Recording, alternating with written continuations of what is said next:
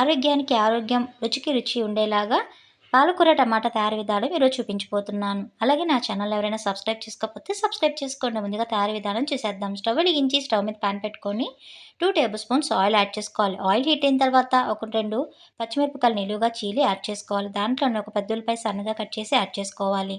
ఉల్లిపాయలు మంచి దోరగా వేగిన తర్వాత దీంట్లో నేను పావు టేబుల్ స్పూన్ పసుపు, అలాగే వెల్లుల్లి, జీలకర్ర దంచి యాడ్ చేసుకున్నానండి. ఒకవేళ మీ దగ్గర అల్లం వెల్లుల్లి పేస్ట్ ఉంటే కనుక అల్లం వెల్లుల్లి పేస్ట్ అయినా వేసుకోవచ్చు.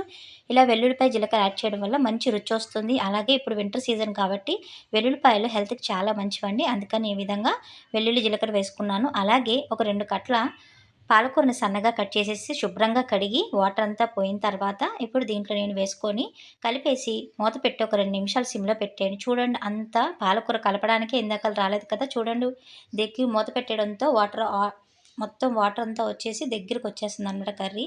అప్పుడు మంచిగా మిక్స్ చేసుకొని ఈ వాటర్ కొంచెం మిగిలిన తర్వాత దీంట్లో ఒక పావు కేజీ టమాటాలు యాడ్ చేసుకున్నాను.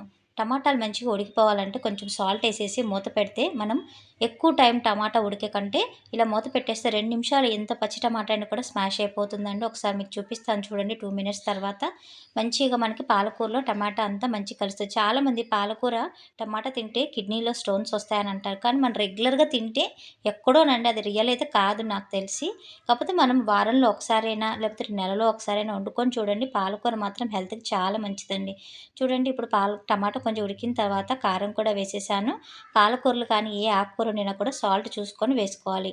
చూడండి మొత్తం మిక్స్ చేసేసి కారం కూడా వేసిన తర్వాత స్టవ్ సిమ్‌లో పెట్టేసి ఒక 5 మినిట్స్ సిమ్‌లో ఉడికించిన తర్వాత చూడండి మొత్తం అంతా ఈ విధంగా దగ్గరికొచ్చేస్తుంది. ఇంకా రెడీ అయిపోయినట్టండి. పైనంతా ఆయిల్ తేరేంత వరకి కుక్ చేసుకోవాలి. చాలా సింపుల్ అండి ఈ రెసిపీ. దీనికి రైస్‌లోకి అలాగే చపాతీలో కూడా చాలా బావుంటది. చూడండి ఎంత కలర్‌ఫుల్‌గా రెడీ అయిపోయిందో. Please subscribe my channel, like and share. Thank you for watching. మీకు నచ్చిన